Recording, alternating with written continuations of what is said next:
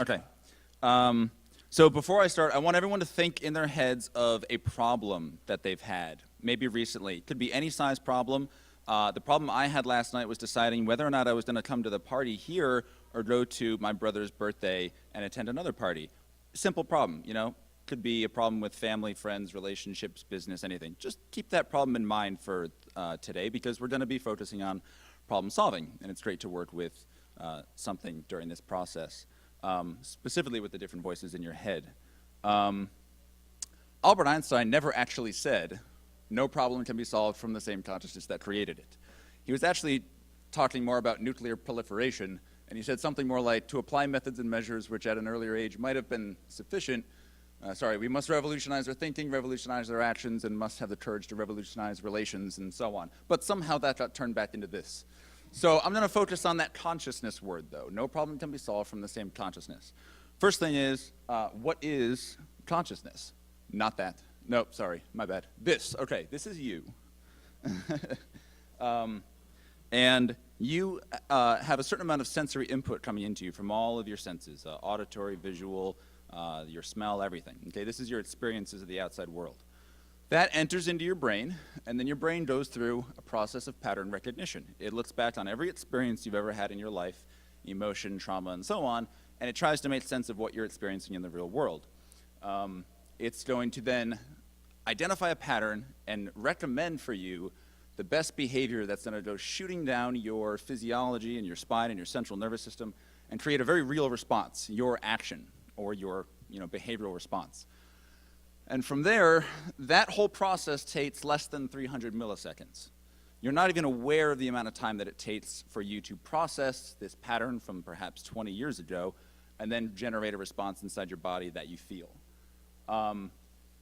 At some point after that, though, you're going to have this light bulb go on in the front of your head in your neofrontal cortex that's going to say, hold on a minute. And that's sometimes after 400 milliseconds. But it could also take a lot longer. I forgot to go over there. That little cycle there is the feedback loop that can occur in pattern recognition, because sometimes you'll have this response in your body. It could be a tingly sensation in your left arm, and then all of a sudden you're thinking, wait a minute, am I having a heart attack? Maybe you're just anxious, maybe you're thinking of something else. But you can get into this emotional, physiological feedback loop that can almost be never ending. I'm sure you've had emotional experiences that can last 6 hours, 12 hours, 24 hours. You've seen people just not acting as rationally as you'd like them to in the face of their adversity, and people are stressed. They're just going out of control, and they're resorting to these patterns that the brain suggested to them for so long. If you're lucky, it happens in about 400 milliseconds. Otherwise, it's going to take a lot longer, but at some point, your brain turns on and says, maybe you should focus on this, the stuff that's coming into your system, okay, instead of that. But you still have the option, okay? Most people actually operate primarily in that. They tend to have the pattern take over, and then they forget what they're looking at empirically and how it relates to the people around them. Now, there's nothing wrong with the patterns. They are good for you. They actually are pretty much solely responsible for your survival, as any obstacle or adverse experience. You've had to generate a pattern to defend yourself and protect yourself against those experiences so that you can find the fastest path to safety and conclusion and so on. So they're actually very valuable patterns. I'm not saying to stop these patterns. But if you run on autopilot on these patterns a lot, sometimes you have a pattern that turns on that isn't actually acting in your best interest anymore. And the thing is that these patterns are like well-oiled machines. I mean, these patterns existed long before you ever had the experience enter your brain, and they're more than likely going to exist long after that same experience entered your brain, unless you actually decide to change those patterns, and that's a little bit what I'm going to talk about today. The other interesting thing is that if everybody around you is operating this way, it kind of is fascinating to me to think that people are interacting with other people, but they're actually interacting with all this stuff going on back here that nobody else is privy to. You have it going on, and everyone else has it going on around you. So are we interacting with each other using the same data of the empirical reality, or are we going back in time to our hard drives and saying, well, this is why I feel this way, not actually what's coming out in front of us? I find that really fascinating. And from that fascination, I started tracking my habits and behaviors and moods, and this is my measure of my heart rate variability coherence over about 280 days. I'm getting better. I'm actually getting more resilient, and I was really excited to finally plot this data. The more green, the better in heart math. It's kind of a measure of your tolerance for stress and your ability to cope with stress, and I can go into more detail about that later if you're interested. I've also been tracking a lot of my habits. Ultimately, my daily total, I've been tracking 5 different behaviors that I've wanted to try to reverse, stop, not rely on as a pattern as often. And over the last, well, since, May 1st to up until yesterday, I've actually reduced my behaviors that I want to stop by an average of 20% each day. So normally I'll trigger 5 bad habits, and I'm down to 4. In less than a year, I'm kind of proud about that. Just let me take that moment to take that in. Awesome. So this is how I look at patterns in myself, and the thing that I've found to be the most successful trigger for this year to make this shift is what I want to talk to you today about. The technique for changing your consciousness. Consciousness is essentially your empirical reality and how it interacts with your patterns in your history. That's how I interpret consciousness. And if you're stuck in a pattern and you're trying to solve a problem that doesn't actually accomplish, and you're stuck in a problem and the pattern doesn't actually find the answer for you, you gotta change your pattern. You gotta change your consciousness. And so the way I do that is I define and I personify a new consciousness inside me, internally. Okay, I don't have to go to another friend and do this. From there, I also, step 1, physically integrate with the new consciousness. I really try to connect with that consciousness and experience it viscerally. From there, I ask that consciousness questions, and after that, I ignore any mental filters. When you ask questions, you'll get an answer, and a lot of times you'll be like, no, but wait a minute, what about this? And you have to ignore that. That's not actually the consciousness talking, that's yourself trying to put doubt back onto that consciousness. Here we go. Who's using this technique? Why is it important? I found that a lot of people are actually doing this, and they describe it in a lot of different ways. And I might go through this quickly. Johann Wolfgang von Goethe, I may be pronouncing that terribly, he wrote a book that is his basically claim to fame besides the Italian opera Faust. But The Sorrows of Young Werther he wrote in 3 months by basically isolating himself in a hotel and imagining his 5 best friends around him. And he simply asked his imaginary friends, how should the book go? And it turns out this was like his #1 selling book at the age of 25, and he became world famous as a writer because of this, even before he started writing Faust and things like that. Kind of interesting, imaginary consciousness. This guy, Robert Schumann, he was a writer, composer, master pianist. He launched a magazine and used self-projections of different people, Florestan and these other names, Mascheraro. I'm not going to try to pronounce that middle one. He would actually write critiques in his magazine and articles of the music of his time, and he would write it from the perspectives of these other critics of his imaginary self-projections. And they each had different personalities and perspectives on the music, and he would also sign as their name, and his too, but that way when people read the review, they sort of got all these different perspectives, but they all came out of this one person. You probably know this guy. He uses this technique a lot, and I really want to read this exact quote from him because it's so awesome. He's been saying this on his podcast a lot lately. When he talks about how he wrote the 4-hour work week, I decided at one point that I was just going to have a little bit of yerba mate and 2 glasses of Malbec. I sat down and literally opened up an email client and started typing the 4-hour work week as if I were writing to 2 of my closest friends. One was an investment banker trapped in his own job that he felt like he couldn't leave, and the other was an entrepreneur trapped in a company of his own making. These 2 very specific guys in mind, I started to write. And I was writing in that case to just please 2 people, and that's the only way I could make it work. Also keep in mind that he said he wrote to an entrepreneur trapped in a company of his own making. That's actually what he writes about in the 4-hour work week. He writes about the company that he built that trapped him. So in a way, he was internalizing a consciousness and bouncing ideas off that consciousness of a younger version of himself who made the mistakes of building a business that trapped him. So you can also create the consciousness of a younger version of yourself, or perhaps an older version of yourself, which is kind of interesting. So this technique is actually, apparently a lot of people are using it. The concepts I'm going to talk to you about in terms of this, the technique specifically, I got from Tony Robbins. If you want to YouTube this one video, How to Create Leaders in Time of Crisis, it's an awesome video, and it's where I'm pulling most of this technique from. Highly recommend everybody watches it. It's really, really fascinating from a behavioral perspective. He got his ideas for these techniques mostly from Carl Jung, So we're going to be working with psychological archetypes. These are the consciousnesses, yeah, I guess it's plural, that I chose and that I've been working with for the past year and have gotten great results with. So we're going to go over 4. We'll try to get through them all. If not, I don't know where my time is, if anyone's keeping track. But the warrior, the magician, the lover, and the sovereign. Let's try to make all of these a different consciousness that we can reflect on, ask questions to, and perhaps solve that problem that maybe you came up with at the start of this talk. So let's define the persona first. The warrior, action and strength. The part of you that is the most intense wants to use action and strength, looking to do something using its power, has purpose beyond fighting in a higher good, not a thug or a bully. Okay, now I need everybody to stand up on their feet. Sorry if you're holding a laptop.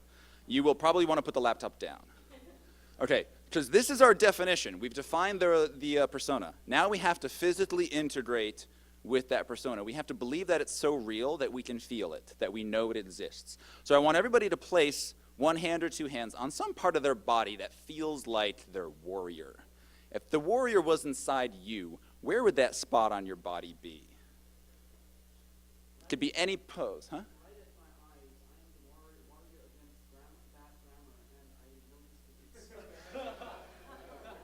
I tried to fix that. Okay. So yeah, take that position. Now, I want you to take a couple deep breaths from here. A few deep breaths. Now think about, how would your warrior breathe differently than maybe you would? Maybe your warrior's already exhausted because it's been working a lot. It's already been fighting. Maybe it's amped, like ready to go to battle. Maybe it's breathing more intensely with more passion. Now think about what your mouth feels like. How does it taste? Maybe you just came back from a battle or your workout as your warrior and you have a little bit of taste of salt in your mouth. Keep breathing, keep your eyes closed, feel this spot, think about your warrior, how are you breathing? Connect with that warrior, find your space, find your pose that says, I am the warrior right now in your mind. Now I want everybody, this is the tricky part, you have to make the sound of your warrior. And I want you to think about it, don't think about it too hard, and just let it out. Maybe it's an exhale, maybe it's a force of breath, an exclamation in words or non-words. Maybe it's a barbaric war cry. Whatever your warrior wants to say, in 3 seconds, I want us all to just expel the sound of our warrior. Ready? 3, 2, 1. Ha! Nice. One more time. 3, 2, 1. Ha! All right. Who feels like they're connected with their warrior right now? Awesome. I'm imagining there's a lot of hands up because I can't see all the way back there. No, I'm kidding. Now, you connect with the warrior. The next part is ask your warrior a question. You've got that problem that maybe you started with. How would you ask your warrior the question to work with you on that problem? Warrior, how would you fix this problem? Warrior, how would you address this person? Warrior, how would you make it to both events at the same time? How would you take care of this work conflict? Anything that you're thinking of, ask that question in your mind, and the first thing that comes to you, without a filter, that's what your warrior is saying. And if you feel like you're filtering too much and you're saying, no, that's not the right idea, go back to your pose, go back to the spot on your body where you know your warrior is. Feel your breath, feel the warrior's breath, and then make that noise again. Ha! 3, 2, 1, ha! 3, 2, 1, ha! First thought in your mind to fix that problem, that's your warrior talking to you. That's not necessarily the best way to go about things, so relax. We're going to go to the magician, and if we have time, we'll do all 4. If not, I'll wrap it out quicker. But the magician is your humor and your imagination. He can detach from anything and just observe it. He can snap their fingers and change things, has a whimsical view of things. He's intuitive. He knows it's easy with a snap of a finger, an insight, or a humor. The magician solves the problem a completely different way than the warrior does, right? He's not a fighter. He just fixes it instantly. He's powerful and magical. So now I want you to put your hands on a place of your body where you feel like you can solve a problem really easily, your magician spot. Take a few deep breaths. Think Think about how the magician would breathe. He's not going into combat. He's solving a problem in his mind in a split second.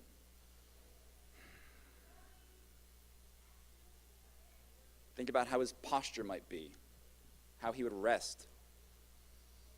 Now I want you to think about what sound would the magician make as he's creating his solution. Ready? 3, 2, 1. One more time. 3, 2, 1. One more time. 3, 2, 1. Now ask your magician, how would you solve this problem?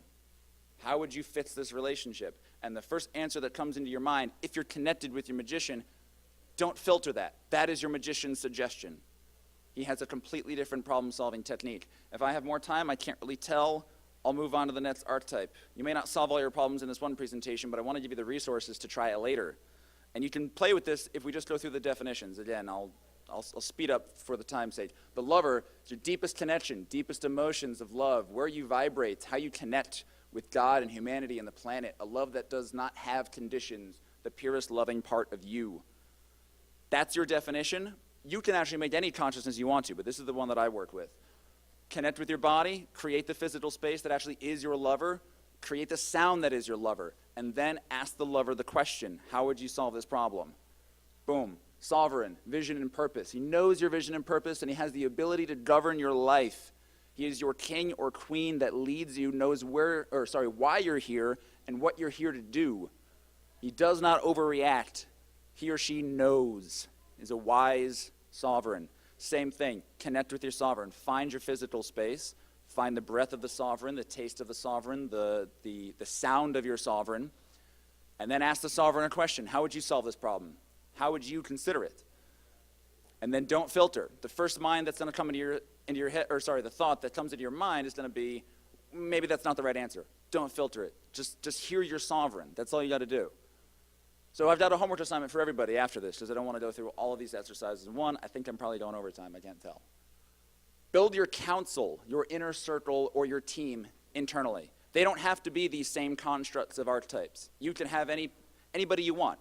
It could be a circle of your friends and family, but you have to connect with them the same way so that you can actually connect with that level of consciousness and look at a different pattern for solving problems.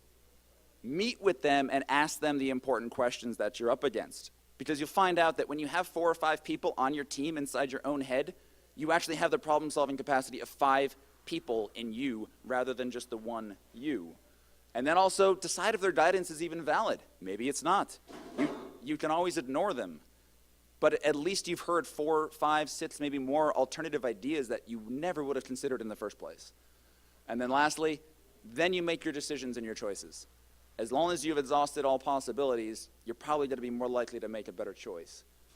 So that should be it. Thank you.